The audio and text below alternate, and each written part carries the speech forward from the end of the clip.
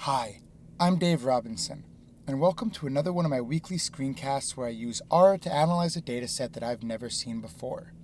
As usual, this dataset comes from the Tidy Tuesday project, which is run by the R for Data Science online learning community. Every week they release a new dataset, and a lot of people, including me, try analyzing it. So, let's see what we have this week.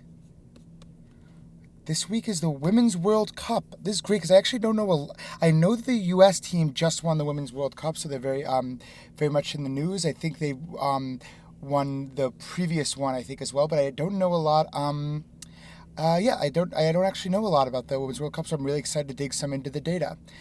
All right, so let's see. So final score, win-loss status for about 20 years. Let's see. All right. Lots more data at Wikipedia. I could do some scraping to add some new data. Let's see. Country codes on Wikipedia. Oh, I know how to deal with country codes. Ooh, play-by-play data. That could be really interesting. All right, so a lot of options. So there's some data sets I start with, and we could extend into additional options if we're interested. Okay, so I'm going to go to a new RMD, library tidyverse, and I'm going to load up some of the data. So let's see, we have 3 tables starting with, the WWC Women's World Cup outcomes. I know the World Cup is every 4 years. Is the Women's World Cup every 4 years as well? Yes, looks like it is. Once every 4 years. 1 year before the Men's World Cup, 1 year after, because that's that one. The Men's World Cup was last year, and then 2018, 2014, right. All right, so, and it looks like we have 52 observations for a couple of years, and then maybe more teams entering each year, possibly. Okay, and then we have round, yearly game ID, team member, win status. Okay, how many teams are we looking at? 36. I like to add the country name, and for that I usually use the country code package. So I can actually say mutate country equals, though I just use this function a lot, we've used it in previous sessions, I'll say country code of team, where the original is ISO 3C, a 3-character code, and I want to go to country.name. If you're interested, there's this description of the function, how it works. Is this the one that works? All right, it's close, except no. DEN is not. All right, this didn't work so well. I wasn't able to match. Maybe these aren't ISO 3-letter codes. There's something else. That surprises me a little bit. Okay, let me take a look. Country codes are on Wikipedia. Oh, it's a FIFA country code. Okay. I don't have a thing for that. I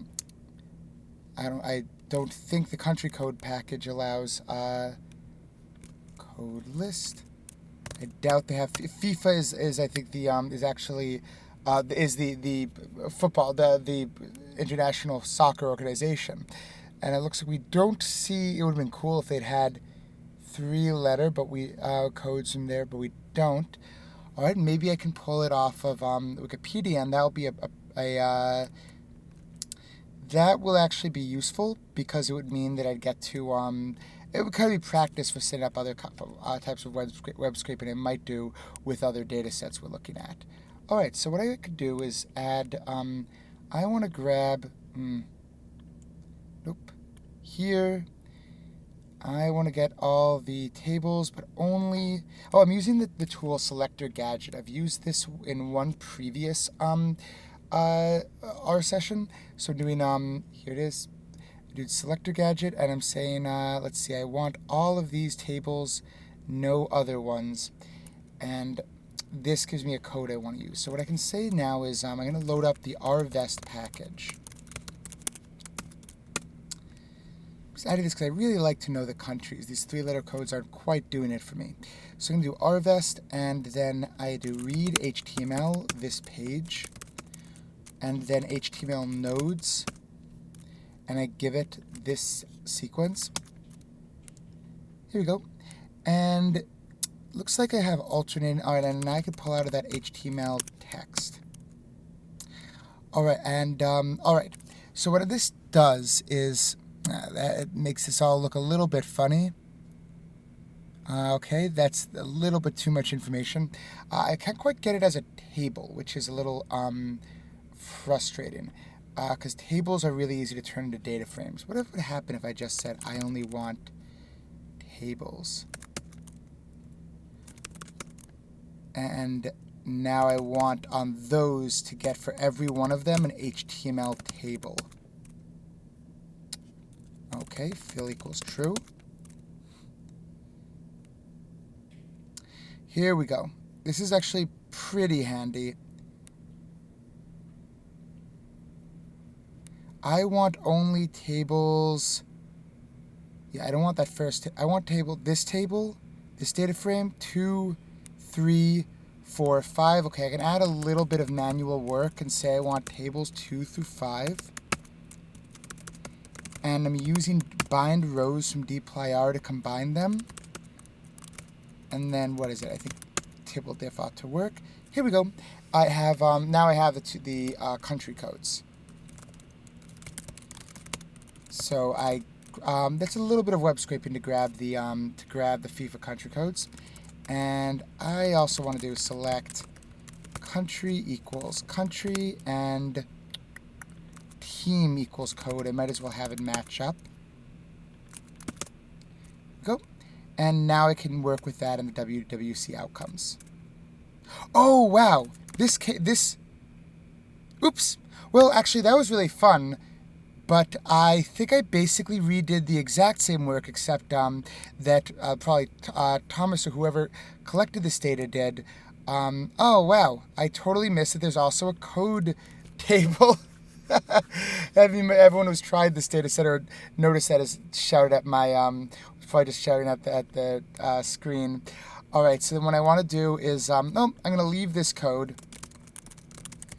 as a web scraping example, but I can just use the same one from codes. All right, great. WWC outcomes. Left join on codes by team. All right, that's great. Now I added that data. All right. Well, that was one step trying out. That doesn't hurt. All right. So what type of data do we have for 1 year? For example, let's start with the current, the most recent tournament. What we have is France, South Korea, Germany, People's Republic of China. Each of these teams, did they win and lose at each stage? Okay. We also have the score. I think what's I've worked with one data set in a Tidy Tuesday that was a little bit similar, and that was set of tennis tournaments. I don't remember exactly the exact set of tournaments, but I had some interesting questions like, can you predict who will win the final round based on how many their scores in the previous rounds? Okay, and so here's an example of what I could ask here. There were 104 games. Nope, there were 52 games played this year. I can probably say that with distinct yearly game ID. Yeah, there were 52 games played, so because each has 2 teams, one that won, one that lost. One thing I'm interested in is how many, let's say Team USA, did the USA win every game they did, going from all the group ones to the quarterfinal, semifinal, final. In each of them, first one, 13, is that? That sounds like a lot for a soccer game. But yeah, so I want to revisit that. Okay, so what is the distribution of scores? It's one of the first questions that I can ask, because that's kind of what I was curious about. I can just histogram it if I like. But I might actually be a little bit interested in faceting by did the team win. So win status. Faceted, I could look a couple of ways. All right, so the teams that won had quite a distribution. The mode team that won scored 2 goals, some as many as, this looks like probably 13. and the teams that lost never scored more than 4. All right, so that's some of the things that that we can see right away from distributions. And I'm going to throw this. I'm going to do some pre-processing. Oops. And I'll say take the outcomes and join them with the codes. Okay, and that's handy. Imagine I want to ask a question about. Let me zoom in more on this here. I'm thinking about ways of predicting performance, and that's definitely a direction I'm going. But first, I want to explore the data just a bit more. One of the questions I have, it looks like the structure now. Again, I really don't know much about World Cup, but it looks like the structure is that there are. I'm going to sort. 72 group games, then we get around, then there's 16, nope, this is, it'll be 16 teams playing 8 games, then quarterfinals, semifinal, final. And this year, and then that's right, then the teams that lose in the semifinal get a 3rd place playoff. Okay, so that's pretty interesting. And let me start with the winning, with the 2 finalists. So that was, I think, US and Belgium. I just vaguely know what I hear. Final. In 2019, yep, no, not Belgium, the Netherlands. The US and the Netherlands. And one of the questions I could ask is look at year 2019. And the team is in either USA or Netherlands. Could we have predicted that they were going to win? That's kind of one of the questions I'm asking. Well, the scores were not terribly different, except for this really unusual 13. What is that 13? That's yearly game ID 12. USTH Thailand.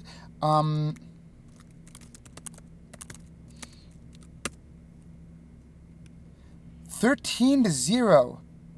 That's a record. And now we see it's a record from this position right here. Usually I like to look up the data because, like, what if it was actually, it was supposed to be 3, but it was miscoded as 13. That's the thing we could find out now. Whenever you see something surprising, it can, it's sometimes good just to look it up because, yep, it definitely made the news that there was a 13-0 remarkable game. All right, and that also tells me that, let me see, other than that, there's not a lot of differences between how the U.S. and the Netherlands had performed. So let's ask, though. All right, so that's just in 1 year. What I'm going to do is say this: how did every team perform in the group? That's these where kind of it looks like that's kind of where everyone's playing everyone. So if I filter only for the group games, and I look for by year and team. Average score is the mean of the score in those, so this is average group score. What I'm doing is collecting data on, like, how did each team perform. Now I've got my group scores, but actually that's only one side. I might be interested in how much did they win by. And that actually might be more meaningful. Like, was it a 1 versus 2? Was it a 2 versus 4? So to do that, what I can actually do is, this is kind of interesting. I can group by year and yearly game ID. I can group within each game. And I can say opposing score equals, here we go, reverse of score. What am I doing there? And then I'm going to ungroup. What I'm doing is, I've got 2 rows here, 4 and 0. I wanted to flip those 2. I wanted to get a row that's 0 and 4, just within that game. Denmark and New Zealand, 3 versus 0. I want to say the opposing score was 0 and then 3. So with a group by and a reverse, reverse group to mutate. I was able to say what did the opposing team get. Now I can say difference equals score minus opposing score. That's a nice way to add this column of difference that'll say, well, China got a 4, but that's also 4 higher than their opponent. Similarly to the, like here, Sweden got a, it was a 4 versus 5. So while Sweden scored 3 goals, the difference was -1. Is that right? Score versus... Yeah, these are different ones. Nope, it was not 4 versus 5. It was 2 versus 3. So Sweden scored 2, was lost by 1. USA won by 1. Yeah, I wanted to check on that. Okay, and what that means is that I can say outcomes, average, group, 1 by. And I can actually change difference to 1 by. It just makes it a little easier. Mean of 1 by. And now I can say, it never hurts to have games equals n. How many games do they play in? All right. I think maybe everyone plays 3 games in these rounds. I'm not that sure. Okay. And I can find out. Oh, on group. Yeah, everyone plays 3 games. I don't need that. So this would say, of the 3 games someone plays in the group, I'm going to write that down. Of the 3 games each country in the group round, how much did they win by? So now I can take the outcomes and join them with average group scores by year and team. That's pretty cool. So now I can say, and now I can look at, let's start with the final. Round is final. Now we have only the, it's not going to be all that much. It's like Norway versus USA. And the USA actually performed a lot. They had a much bigger gap in the US, in each of these, really. So I'm taking a look at each of these. So here, Norway versus USA. USA had won by 3 versus the Norway having won only by 1/3 of a goal, and in the end, they won. All right, so I like looking at this on an example-by-example basis. So here's up, and I figured out how I'm going to visualize this. I'm going to say country. I might do team. No, I'm going to do country. Country, average group, 1 by.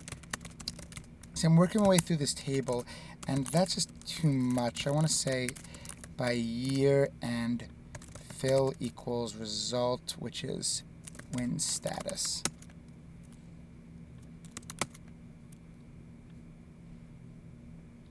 Yeah, we have only 8 tournaments, so it's not so hard to say like, oop, I do need one more thing. I need scales equals free x.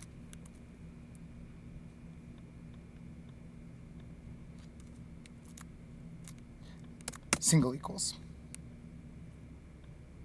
All right, what is this telling me? That's actually really, it's interesting, though it's with a small sample size. It's telling me that historically the team that wins by more in the group rounds will tend to win by more, will tend to win the tournament, the final round. So this is like final. I did in the group rounds. I might want to say, what if I said not equal to final?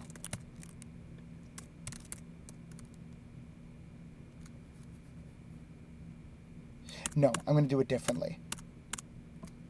So the question I don't want to overfit here, and it's very hard not to. I don't have a lot of data here. But I'm just starting with, for when I'm starting with the finals, and I'm saying, let's see, I'm saying title, does performance in the group round predict the winner finals? Yes, in all years except 2007. So, and then I'll just quickly say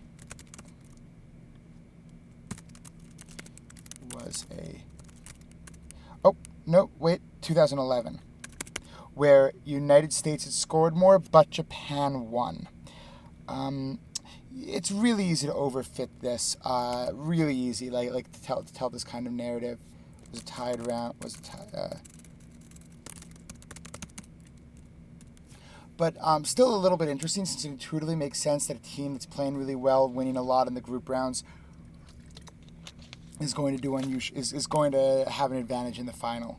So I'm going to quickly say average number of goals the team had won by in the group round.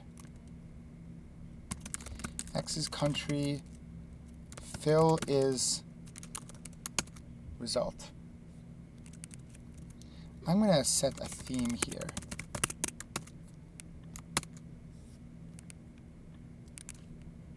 This is interesting, and notice I had to do a summary on the group area, and then I did the join. Alright, so that's pretty interesting. Cool. Alright, now I can say, does performance in the group round... Now, I can ask about not just the finals, but all non-group ones. So I can say, take a look at non-group games. So that's everything from, what do I have? I have count quarter. We have the quarterfinals, the round of 16, the semifinals, these third place playoffs that happen as much alongside the final, and what I can say is, does this predict the winner? How would I look at this? All right, so I look at the group rounds. I select just I need the year.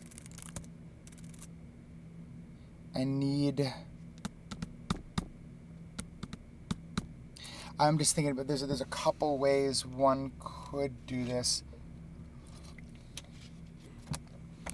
I want to say across all these games, how often did the better player, let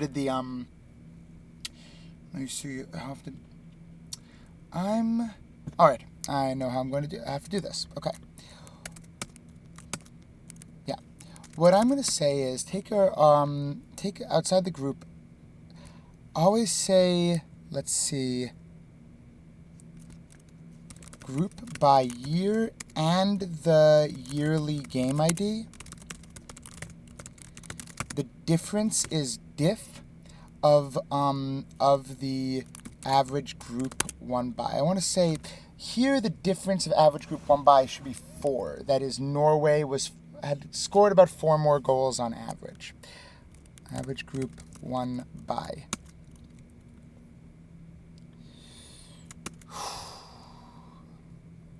Yeah, so here,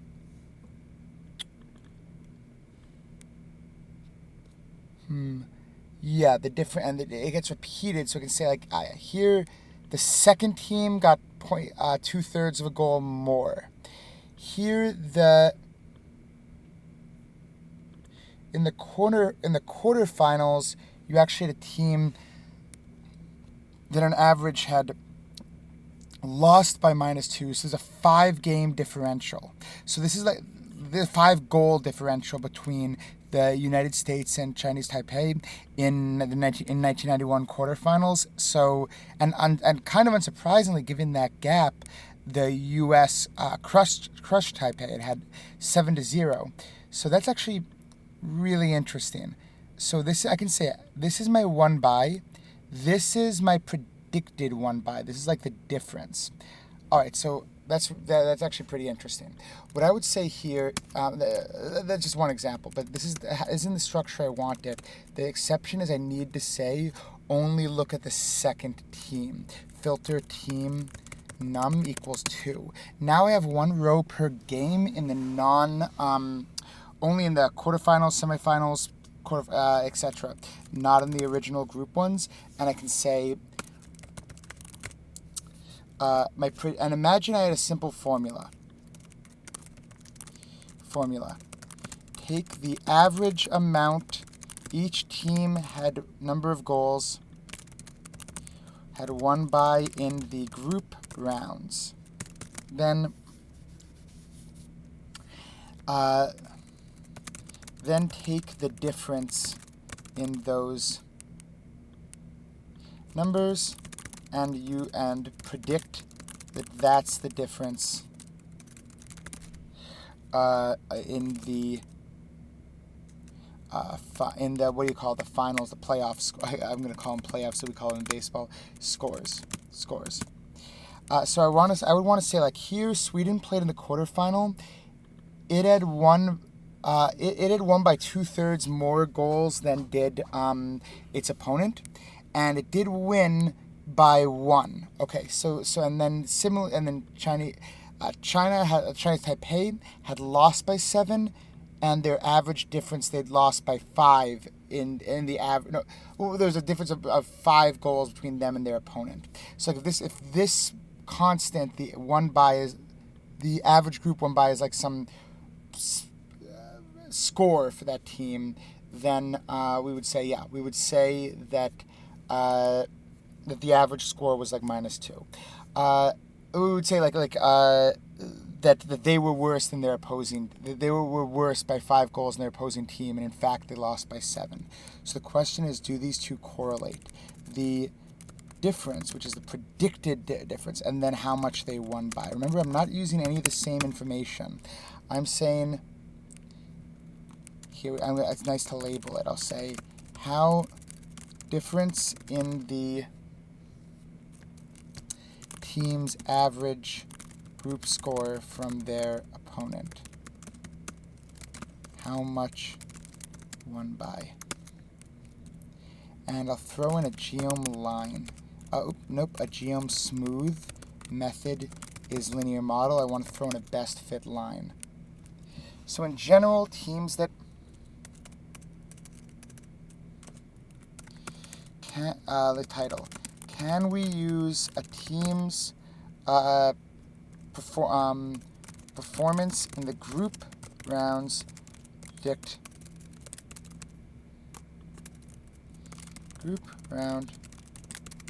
finals performance? And I can facet this if I want by the round.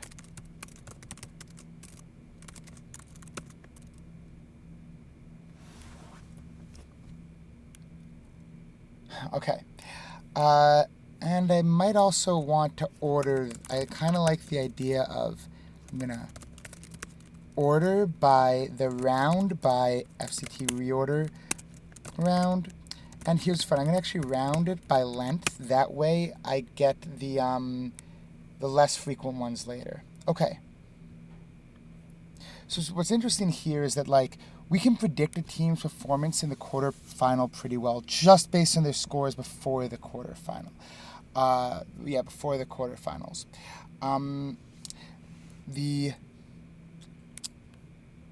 reorder round. Is this the order right? If I did count round, goes quarterfinal, round of 16, and semifinal. Okay, yeah, it looks like it's okay.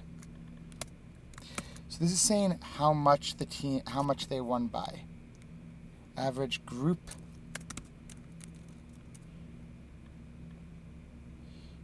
So there's actually a lot of like equations and math that actually went into here. What's on the x-axis is like my predicted difference. And I can throw in a geom ab line. Throw in a x equals y line to say, like, on quarterfinal, there's a little bit of what we'd call regression to the mean. So it's not so if I say, I'm applying a very simple algorithm. The algorithm goes something like, take someone's average amount they won by in the group, subtract it from their opponent, and predict that's how much you'll win by in the playoffs. Looks basically like it kind of works in the final and the quarterfinal, not really in some of the other ones. I don't know if there's a reason that would happen, but it's sort of an interesting conclusion. I don't really even have enough data to do like cross-validation and such here, so I'll just kind of leaving this as like an approach I might take if I wanted to predict someone's performance.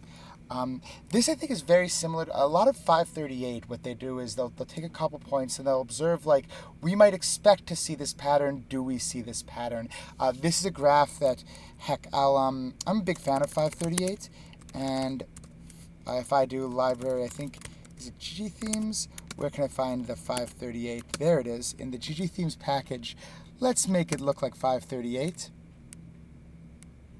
That does look like 538. Where's the X and Y labels? Does 538 not use X and Y axis labels? I don't like that. But it does look like one of their graphs. I would probably coordinating labels, not really. Yeah, so this basically shows like if a team had better performance in the group, it tended to do better in the quarterfinals. All right, a lot that I learned there. All right, so that was really interesting. There's a lot more one could do with these scores. I did predicting who wins the finals. Didn't do like a lot of predicting. I'm thinking for a moment. Ideally, you'd have some kind of algorithm that said, well, if you did well against teams that were also pretty good, you could kind of share that information. I'm thinking for a moment about whether I can think of an approach to do that.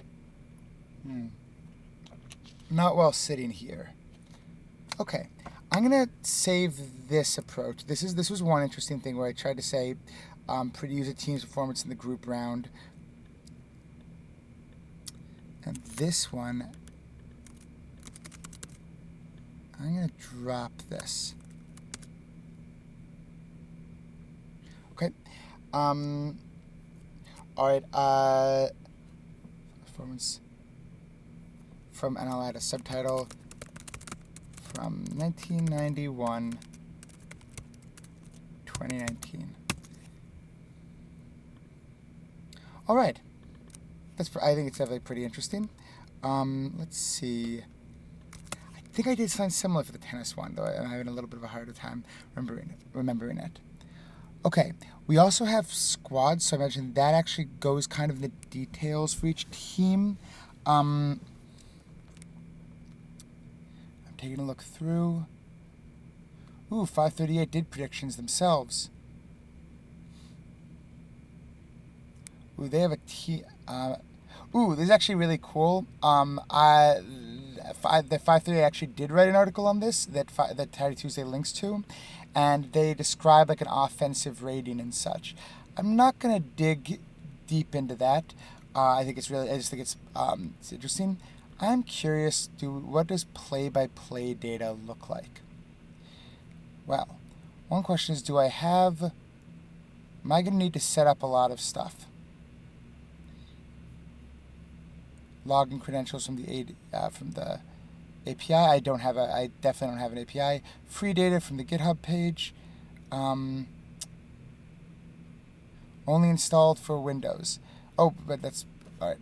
I'm going to try this for a moment. I'm really curious what kind of play-by-play data we have.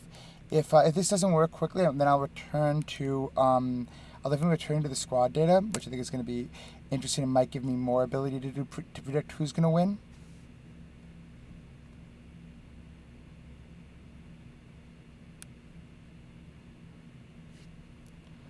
All right.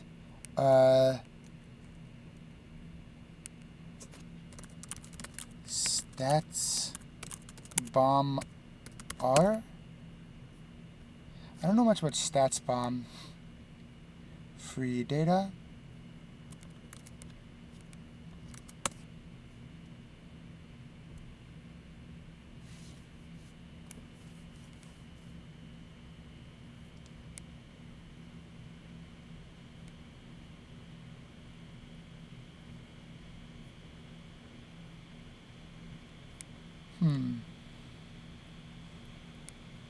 I tried just like collecting the set of free events.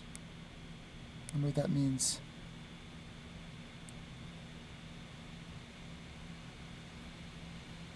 I'm going to stop this for a moment. And I'm going to ask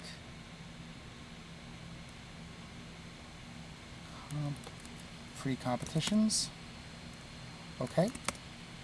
All right, so we have a couple competitions. All right, so I'm going to start with, let's see. These are the only ones. We have the Women's World Cup in England and a country name international, competition women's, oh no, this is in England. So it's competition ID 72 is the 2019 Women's World Cup. Alright, so I'm going to try logicking my way through that. The matches are competition ID. Alright, so what I'm going to say is, let's see if we can get the free matches, the competition ID being 72, representing the Women's World Cup.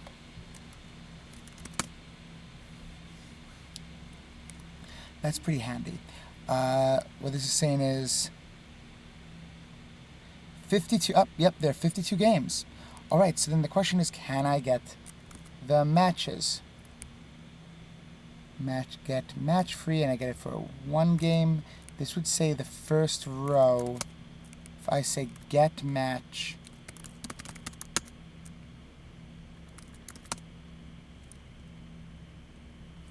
let's make it a tibble. Wow, I have 2,700 pieces of information about the game. Oh, that's really about this one game. All right, I'm gonna grab a few matches and let's see. So I'm halfway through, well, a little more than halfway through. Let's take a look at what play-by-play data we have. Maybe I'll start with one game. All right, so what is this one game? I'm gonna change some of this approach.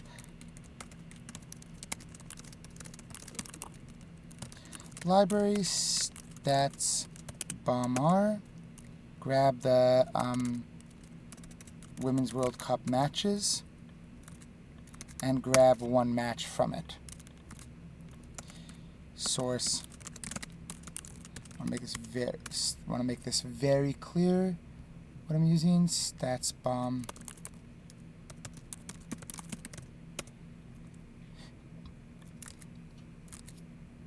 Source, StatsBomb. Really clear what we're using. All right. And here's one of the matches. I can get multiple, but this shows 2,700 points of data. I wonder when I work with it, what is the distribution of timestamps? Probably 9. I'm guessing. Oh. Timestamp right now is character vector. I need to transform it into a time. What's it look like? It looks like hour, minute, second. I'm wondering how can I transform that. I do want it to show up differently. If I said mutate as diff time, is that any? Ooh, that's perfect. It says 0000, then 1 second, and so on. And all right, so I'll start by doing mutate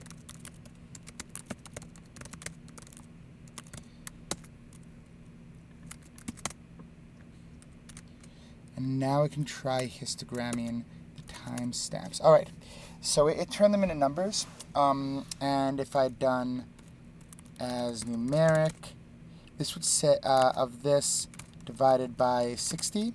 I'd have said what minute were they within the game. I only see 45 minutes here. Does that make any sense? Match one. I thought that a game was 90 minutes. Oops.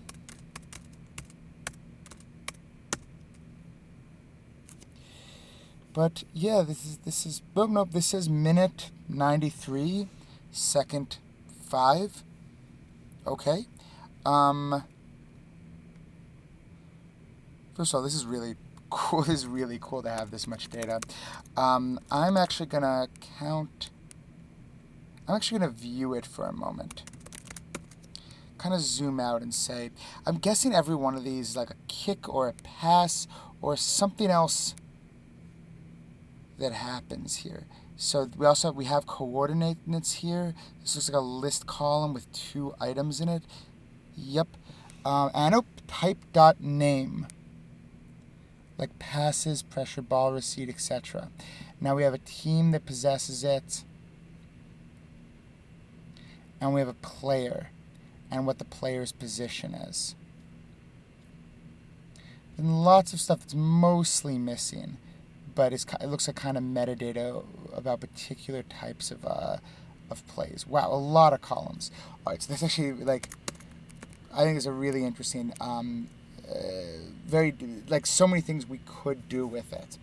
All right, so what I'd start with perhaps is let's select, I like location, and possession, because possession will be some number, and minute and second. All right, so location comes in coordinates, like an x and a y. So what I can say is x is going to be map dbl location 1. I'm going to get an error here. There it is. I need dot default is NA. So what this did is I just pulled out the first item of every one of these. And then I can say Y is same thing. Pull out the second item with a default of NA. And there we have it. We can say like, this is an event that happened at 60:40. Here's one that happened 55:35 at 1 second in, and so on. And now I'm going to add a column that says timestamp is going to be minute times 60 plus second. And that way I can say like, where does something occur in the course of a game? What's the distribution of x and y? There's going to be an important graph. This is our field. This is where things happen. And what we can do here is we can actually, and I can actually say fill equals type or event.name. That's actually the interesting one. I should have kept that faster. Type.name would be the event.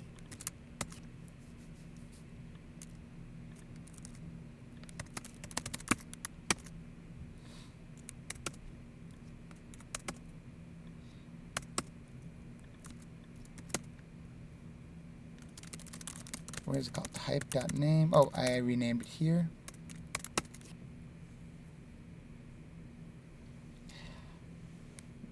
Oh, I meant color for points, not fill. All right, this is far too many types of things happen. But look at what I'm paying attention to here. This is still, we're looking at kind of a soccer field from above. It looks like they're by 125 and 80. I don't know what those coordinates mean, but I assume that means this is the long direction and the goals are here and here. I just noticed the fact that all the activity is centered on one side makes me wonder about this. I'm gonna return to it in a bit. This question a bit. All right, but what this tells me is, yeah, we have way too many types. So as part of this processing, change the select to a transmute, which will let me change this to FCT lump type name into 6, and then we have other. Now there's fewer types of movement, and we can see that whatever happened here is definitely the other. Looks like in the other category. I'm gonna add a couple more.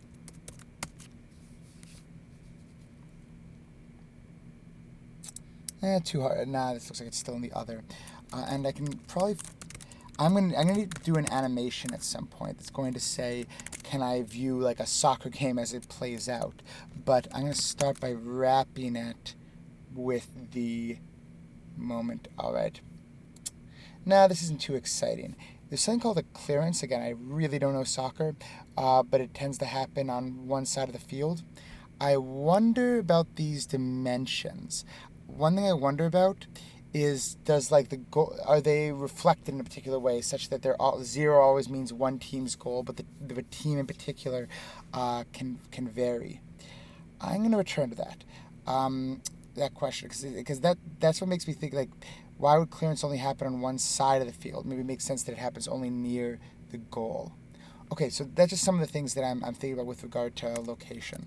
But let's keep asking questions. What I'm going to say is, here we go, matches this. So I want to animate this. I don't want to look at it all one time. Doesn't tell me anything. Ball keeps getting received. I want to actually let it play out. So what I'm going to do is load up ggAnimate. It's been a little bit of time since I used ggAnimate. I've used it a couple times in these screencasts. So I want to find out. I like this graph, but I'm going to add in a scale. Now I got to remind myself. I definitely remember this. How does ggAnimate? It's transition time is I think what I want. Yes. So what I can do is do transition time and tell it which column is time.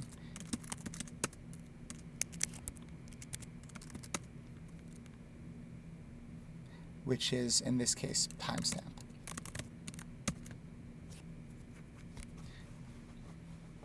This is going to take way too long. I'm running it, but I'm going to start. That's way too much time. I'm going to start with only 100 events and ask how long would it take. How do I set the, there's a way, I can never remember.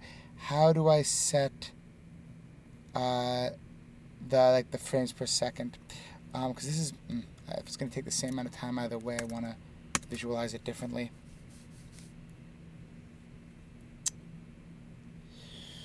I want to remember, how do I...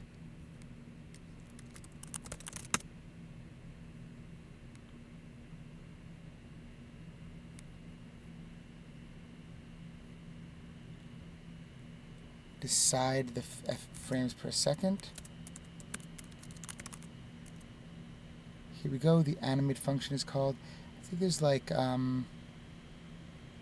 there's a way for some options. Huh. I think this is right.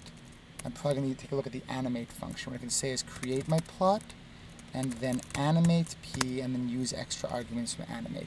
In the meantime, I'm waiting for this one to load at 2 frames per second. Probably going to be too slow. I'll find out. Ooh, that's pretty cool, but it's not cumulative. Well, this is, it's kind of interesting, but yeah, it's definitely not the way I'd want to look at a soccer game. I want to see the points appear one at a time. Right, so let me first take a look at how can I fix, oh, here it is, frames per second, and frames 20. So that's how I could speed it up. I could run these two and say the number of frames I want is 20. But I also want it to be cumulative.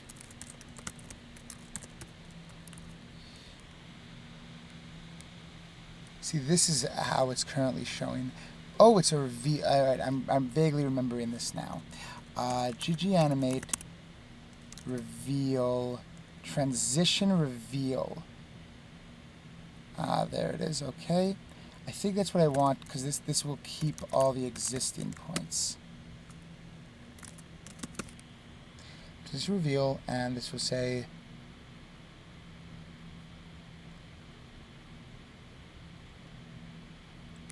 I'm going to try something. I'm going to say by minute and second.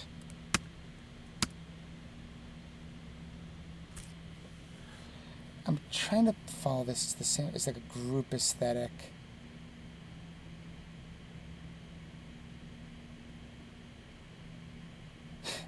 That's not helping. This is not doing anything for me at all. What if I said only take the first 5 minutes of the game?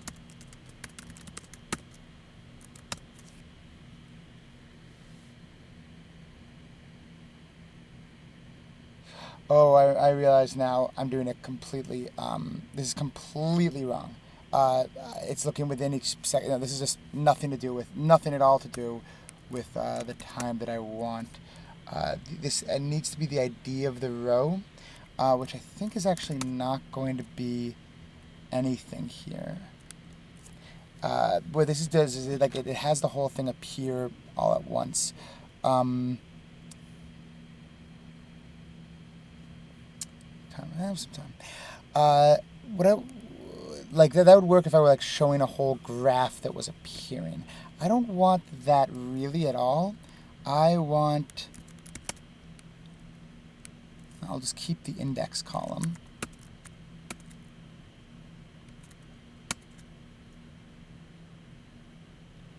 And I'll say the transition reveal is index by timestamp.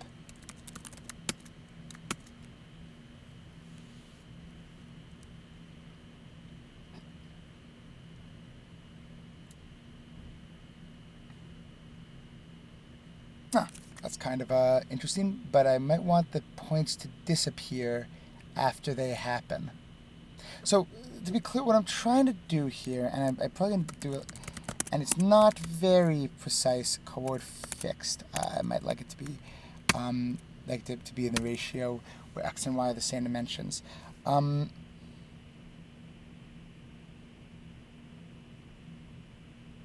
What I'd like to do is have the points appear and then shortly after disappear. So I've gotten closer now that I've shown in this direction. It's like they get revealed. This is a game, the first 5 minutes of a game playing out.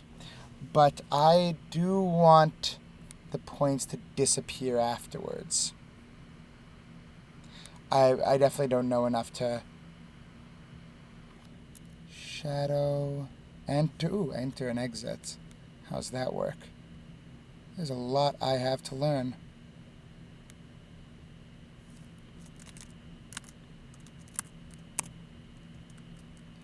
Exit fade.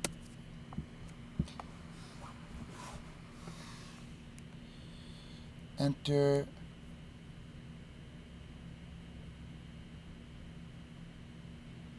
Enter appear exit.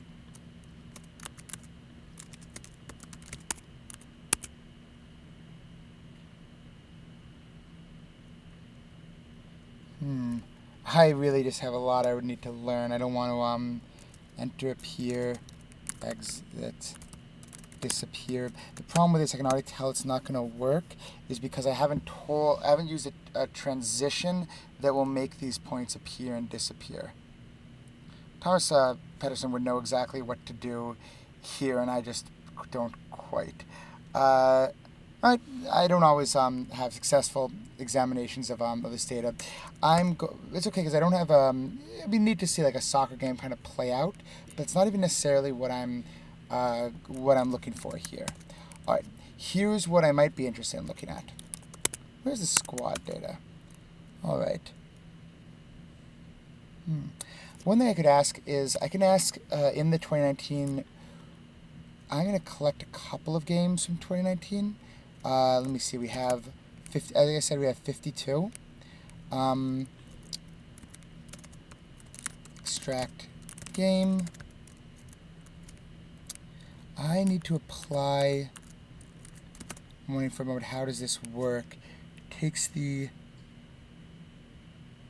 Needs to have a match ID. That's kind of annoying, actually. It takes a row, the match ID row, but it also takes the competition of the season. That's not annoying. I need to apply something to each row in a data frame. Now I can think of the non-tidy ways to do that. Per has I remind myself invoke. No, it's row. I won't try too hard. What I'll say is take a look at our WWC matches, and I'll do map. Here I am. Extract row function exact match, and it takes an index from 1 to it'll be to 50 or 52. And what I'll say is throw an index column here. And now I can say from 1 to 5, extract match. 3, 4, 5. Now I can take 5. Now I've actually got all 5 matches combined, which is pretty cool. And I do need an ID column. So say .id equals. No, I don't actually need to. I can say bind rows with the first 5 rows of WWC matches. This time I'm going to do 12 rows. So what I'm saying is I want to keep all the, oh, nope, not bind rows, bind columns. Let me make it just 6 for now. 3, 4, 5, 6. Oops. It doesn't like the, doesn't like trying to combine these 2 points. Oh, I see. Yeah. Dot, the thing I need to do is say dot ID is match index. What this will do is add a column, match index, that'll go from 1 to 6. And now I can say mutate match index is as integer of match index. What we can say is take these 1 to 6 and join them with our match data. Match index equals, say like number. So this did is it took our 1, 2, 3, 4, 5, 6 and it joined in the match data. So now we have a match ID. These are our match IDs. We have more information like what each of the teams were. That's pretty cool. I'm gonna pull out, why not? Because I'm thinking of what to do next. I'm gonna pull out the first 12 matches instead.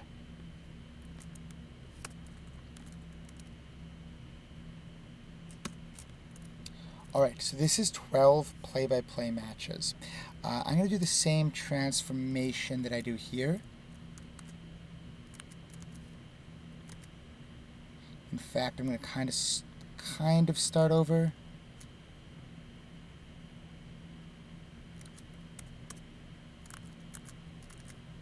Down here, I'm going to say, because I just want to kind of have all this data clean.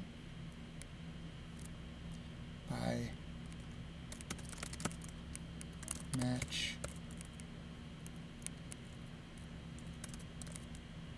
Oh, I didn't even need the mutate. I have them, each of these has a match ID. Oh, that's really good. That's really good. It actually simplifies this a lot. I learned this from this field, that this is a match ID. I can say just join by match ID.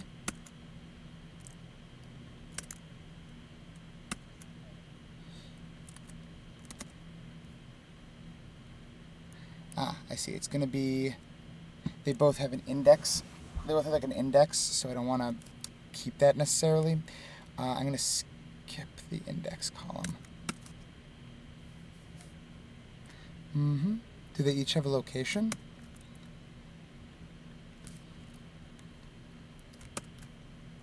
Oops, I'm definitely having some issues with, oh, there it is. That's the, nope, they don't have the problem was that just, oh wow, the problem just was I had an extra parenthesis. Feel bad, I do feel better now. All right, so we have 3,200 points of data. It'd be easy to get too much data, to like really look at too much data here. So I'm going to start with player name and position name.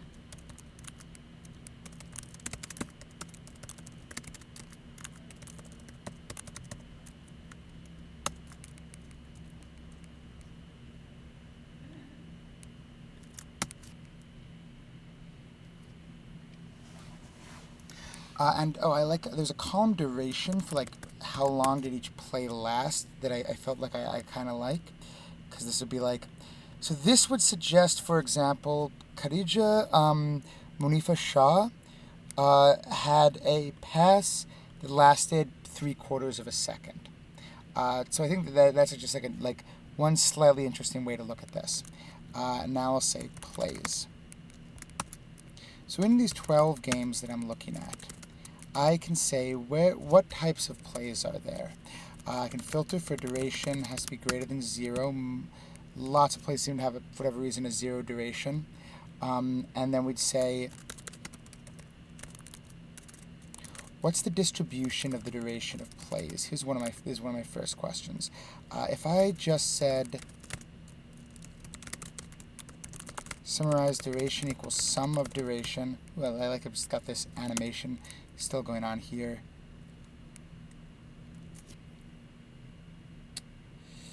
Okay, this suggests that only passes, duration might not have been quite the right thing. Passes and pressure have duration. Ball recovery, dribble, duel look like they almost never do. So that might be just like the wrong way to view this in terms of duration. I'll keep the column, but let's start with like the number of plays. Something I'm wondering with this is like, can we rank the players? Can we say group by player, summarize, number of plays is n, and it's grouped by player and type, and the number of plays is n. That's actually pretty good. Descending n plays, and I need filter not is NA player.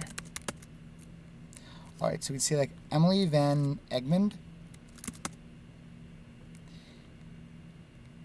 She's an Australian player, and she played a lot, at least in these 12 games, was involved in a total of 100, or at least passed a lot, 191 passes, also a lot of ball receipts. That's like one thing I could start by looking at within these games. What if I added in match ID, which here, if I look at the matches, oops, if I look at the join data, what data do I have about each match? I have the, I've got a match ID.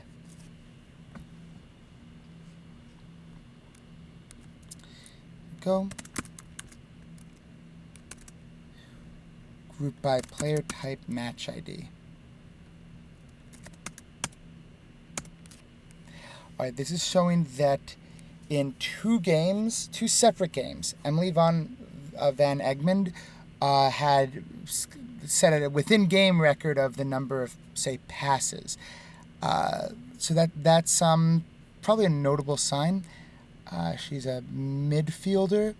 I don't know what that means, but sure sounds like someone who could be involved in a lot of passes. Okay. There are a few things I could look at here. We could say who's the MVP in a particular game. That's, I think, kind of an interesting way to look at this. Is I would start by taking the WWC matches. There are 52 of these. I want to find the one that represents the final. Can I find that? Home. U.S. Netherlands. It is the last one, because we saw that before. It's U.S. Netherlands. Played in 2019, and this is the match ID. Okay, it's number. At least I could say it's number 52. Here's what I'll do. Why doesn't it tell me where it was in the finals? Wouldn't that have been handy? That would have been handy. But I can just take, let's see, I'll take the last one for starters. What I'm going to say is look only at 52. This will be just one match, the finals. It's useful sometimes to look at one match rather than lots of matches. And if I'm going to run each of these steps again. I made a mistake. Matches, I do not need this line.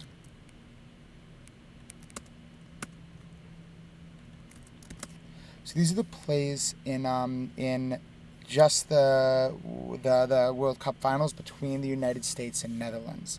And now I can ask a question like, who are the most valuable players?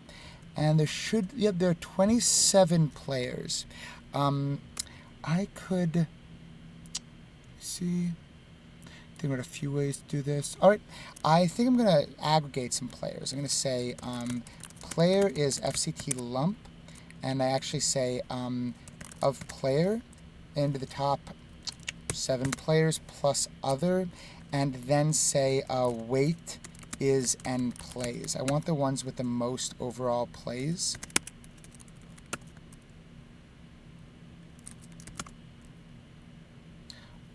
I need to do that. Oh, I don't need that here because this is like overall. Okay, actually don't need to do that. I can just do FCT lump. And now there are only 8 groups, the highest of which is other. And I can now say, how much did each player contribute? Just in terms of how much. So in soccer, it's I don't know a lot about it, but I know it's fairly low scoring. So we want to look at player contribution. We probably want to look more at what a player does on the field, not just do they score a goal, but how often do they have the ball and such. So if I started with type n plays, geom call, coord flip, and facet wrap by player, it's already getting a little bit interesting in terms of a way of saying how much does each player contribute. Let's take the top 8 players, and I'm going to filter not players not equal to other.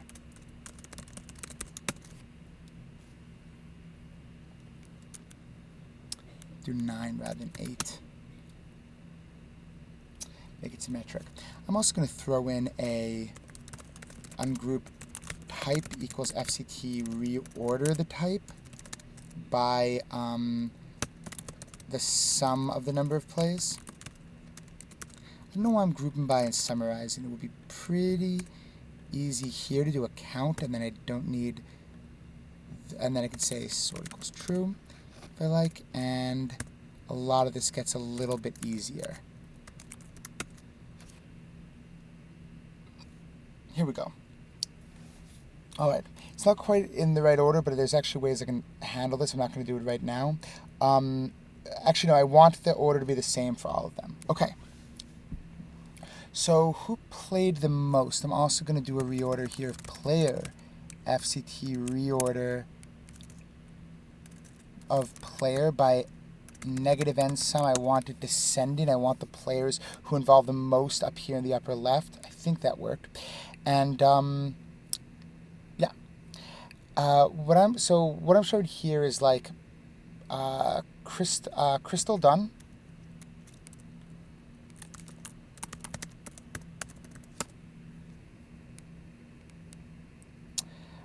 Definitely looks like was celebrated. I'd hope so. For being the most most versatile player. That looks yeah, certainly like it's promising in terms of like Dunn has the most ball the most ball receipts, and did I get this direction? It's very hard to tell. Each player has pretty similar numbers in terms of the number they're involved in. Like here, Chris, I'm pretty sure I got it right the first time. That I always forget how to reorder it in the order I would like. But yeah, so Alex Morgan is unusual for having, and Danielle Van de Donk has each have more ball receipts than they have passes. So these are some things I'm learning here. So which players? So I'd say is I'm going to add a couple some information because otherwise you really need context here. Number of plays in, and we'll say X is. I don't need anything here. Which players involve in the most plays in the 2019 finals?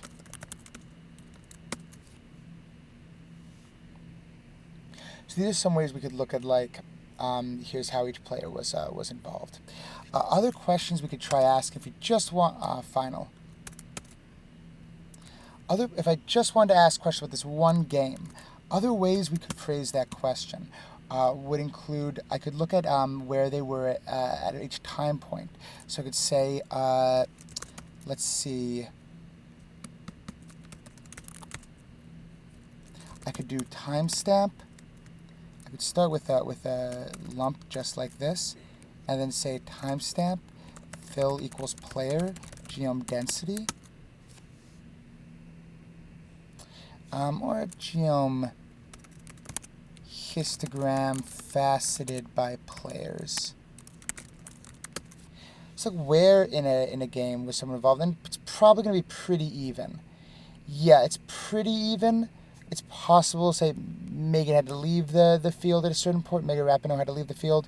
But at least that's like a thing we can learn here. Okay, but this is at least one way we can quantify the contribution of players. Other things I might be interested in, I'd probably be interested in their position. So I could add here, I could say player equals, I love glue for this. What I'd say is, say glue the player and then the position. It's a really handy way to like reframe this so that we put in parentheses. Oh, and I forgot the end parenthesis in the, so that kind of template, player position. Right center midfield, left back. I just don't know what these positions mean. I know very little about, but the location might be meaningful. So I actually, if I want to find out what each of these positions mean, I could do an X and Y color equals position graph. And filter not is in a position, only named players.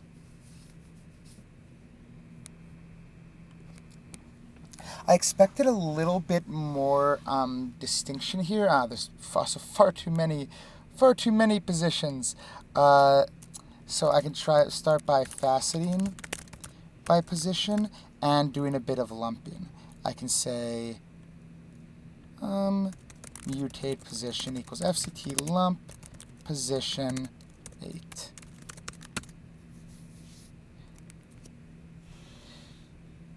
All right, so this can at least like help me understand for a particular 8, kind of a bit more. I wonder like where are the goalies? That's a big question I have. The goalie just not get involved in a lot of plays.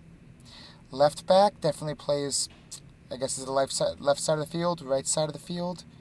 I did 12, but I really want 11 or 15, and then we'll have an other.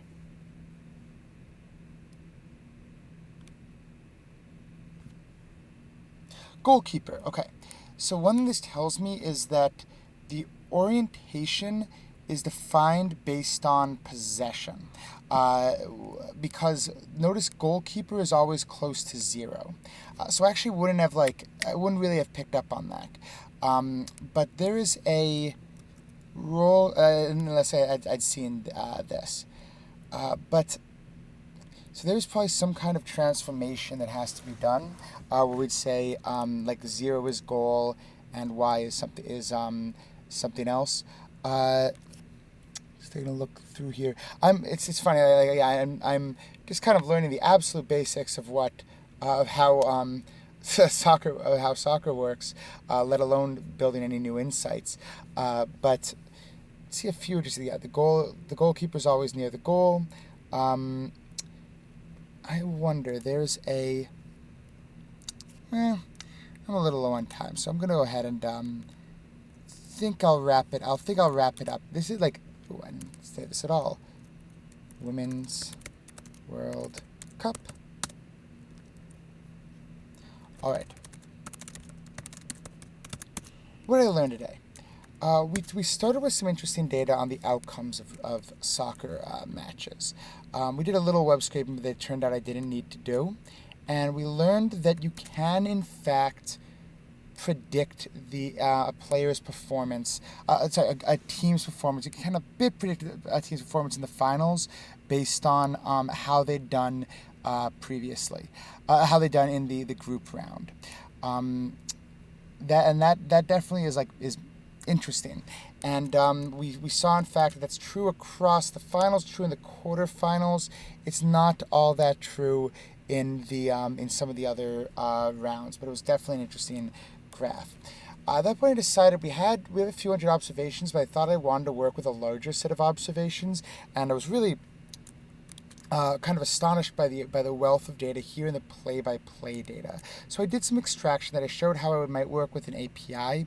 I might say like I want a particular set of matches. Most notably here, I grabbed one match, which was the final match, the 50-second match, and I said which players were most involved, where I did some aggregation by player, and I said I kind of just understood where the positions lie. There is so much we could have done. I could have certainly spent the hour on play-by-play data, and didn't. But man, what a cool data set we have here. This on these set of matches, and yeah, we see like one side has possession, the other side has possession. What a really cool set of stats. I bet there's so much that one could do to understand individual players and kind of pull that apart in more complicated ways. Okay, from a coding perspective, we did a little bit of web scraping that I don't do in a lot of these sessions, and I did a little GG animate that's turned out not as well as I really wanted it to. Didn't figure out how enter appear and enter disappear would work. And I did some map DBL as a trick to pull out these X and Y locations. That's a useful trick to know from per map with a number. All right. Well, that was a really fun wealth of data. Congrats to the U.S. Women's World Cup team. It's the second World Cup in a row. It's really awesome. And I hope you had fun. I certainly did. And I'll see you next week.